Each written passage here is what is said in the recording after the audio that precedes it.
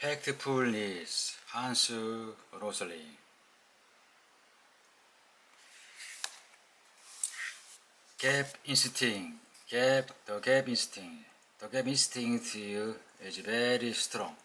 The first time I learned, I lectured to the staff of the World Bank was in 1999. I told them the label developing and developer were no longer valid, and I swallowed my sword.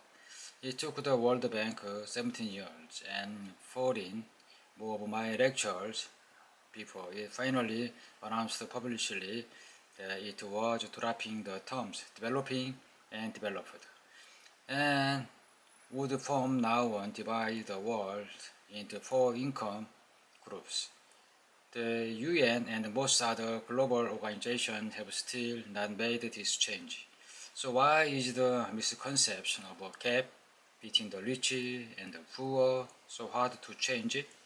I think this is because human beings have a strong dramatic instinct toward binary thinking, a basic urge to divide things into 2 distinct groups, with nothing but an empty gap in between. I love to dichotomize good vs bad, heroes vs villains, my country vs the rest.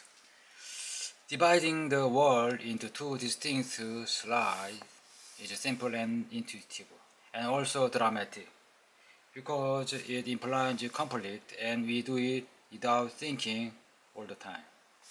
Journalists know this.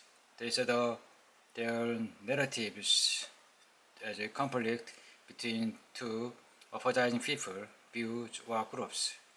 They prefer stories of extreme poverty and billions to stories about the vast majority of people slowly dragging themselves toward better lives. Journalists are storytellers, so are people who produce documentaries and movies. Documentaries pit the fragile individual against the big evil corporation. Blockbuster movies usually pierce good fighters evil. The gap instincts make us imagine division, where there is just a smooth range, difference where there is convergence, and conflict where there is agreement. It's the first instinct on our list because it's so common and distort the data so fundamentally.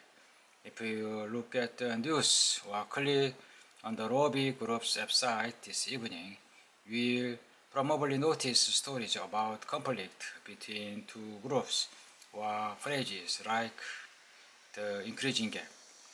How to control the gap instinct?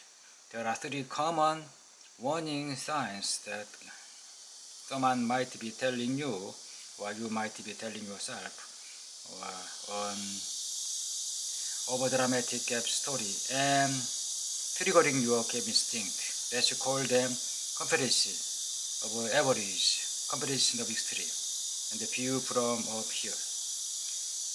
Comparison of average.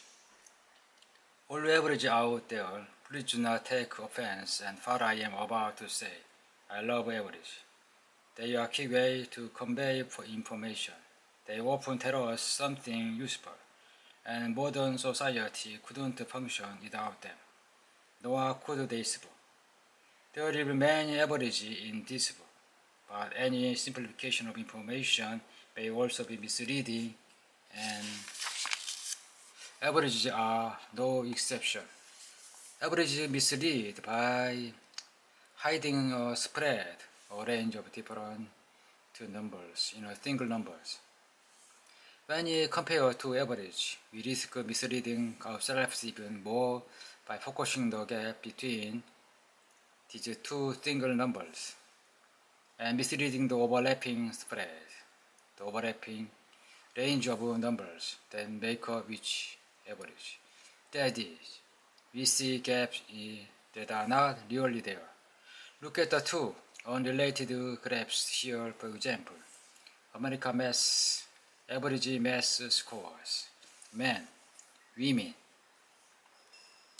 average income dollar per day, US and Mexico. The graph of the left shows the gap between the average math score of men and women taking SAT tests in the United States for every year since 1965. The graphs on the right show the gap between the average income of people living in Mexico and the United States. Look at the huge difference between the two lines in each graph, men versus women, United States versus Mexico. These graphs seem to show that men are better at math than women, and that people living in the United States have a higher income than the Mexican. And in a sense this is true. It's what the numbers say, but in what sense? To what extent? Are men better than any women? Are all US citizens richer than all Mexicans? Let's get a better sense of reality behind the numbers. First, let's change the scale on the vertical axis. Using the same numbers, we now have a great difference impression. Now the gap sense almost gone. Average math scores, men, women. Average income dollars per day. Now let's look at the same data in the third way. Instead of looking at the average each way, let's look at the range of math score or income in one particular year. Number of individuals with different math scores, 2016. Number of individuals with different incomes, 2016. Now, we get a sense of all the individuals we were bundled into every number. Look, there is an almost complete overlap between men and women's math scores. The majority of women have a male math twin, a man with the same math scores as they do. When it comes in incomes, Mexican and United States, they overlaps in there, but it's only partial. What's clear, though, looking at the data this way, is that the two groups of people, men and women, Mexicans and people living in the United States, are not separate at all. They overlap. There is no gap. Of course, gap stories can reflect reality. In apartheid, South Africa, black people and white people live on different income level, and there was a true gap between them, with almost no overlap. The gap stories of separate groups were absolutely relevant. But apartheid was very unusual. Much more often, gap stories are misleading over-dramatization. In most cases, there is no clear separation of two groups, even if it seems like that from the average. We almost always get a more accurate picture by digging a little deeper and looking not just at the average, but at the spread, not just the group all bundled together, but the individuals. Then you often see that apparently distinct groups are in fact very much overlapping. Comparison of extremes. You are naturally drawn to the extreme example, and they are easily to recall. For example, if you are thinking about global inequality, or you might think about the stories we have seen on the news about the famine in South Sudan. On the other hand, in our own comfortable reality on the other. If we are asked to think about different kinds of government system, you might quickly recall on the one hand corrupt, oppressive dictatorship, on the other hand countries like Sweden with great welfare system and benevolent officials dedicating their lives to safeguarding the rights of all citizens. These stories of opposite are engaging and provocative and tempting and very effective for triggering our gap instincts, but they rarely help understand. There will always be the richest and the poorest. There will always the worst regime and the best. But in fact, the regime exists doesn't tell us much. The majority is usually to be found in the middle, and it tells a very different story. Take Brazil, one of the world's most unequal countries. The richest 10% in Brazil earns 41% of the total income. This is stubborn, right? It sounds too high. We quickly imagine the elite stealing resources from all the rest. The media support that impression is the image of the very richest, often not the richest 10%, but probably the richest 0.1%, the ultra rich, and their both horses huge mansion. Yet the number is disturbing high. At the same time, it hasn't been this low for many years. Share of total income for Brazil reaches 10%. 1989, 50%. 2015, 41%.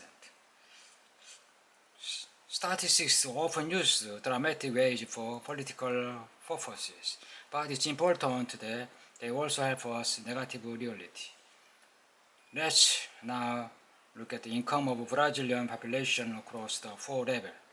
Number of the people in different income in Brazil 2016. Level 1, Level 2, Level 3, Level 4 reaches 10%.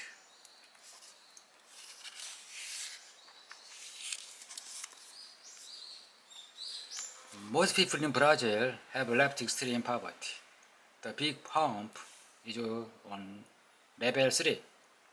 That's where you get a motorbike and reading glasses and save money in the bank to pay for high school and someday buy your washing machine.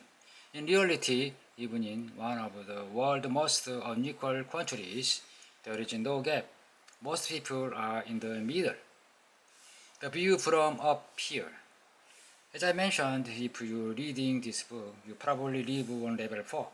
Even if you live in a middle-income country, meaning the average income is on level 2 or 3, like Mexico, for example, you yourself probably live on level 4, and your life is probably a similar important way to the lives of the people living on level 4 in San Francisco, Stockholm, Rio, Cape Town, and Beijing. The thing known as poverty in your country is different from extreme poverty. It's relative poverty. In the United States, for example, people are classified as below the poverty line even if they live on level 3. So, the struggles people go through on level 1, 2, and 3 are most likely to be completely unfamiliar to you. And they are not described in any helpful way in the mass media you consume. Your most important challenge is developing a fact-based worldview, is to realize that most of your first-hand experience are from level 4, and then your second-hand experience are filtered through the mass media, which loves non-representative extraordinary event and shuns normality.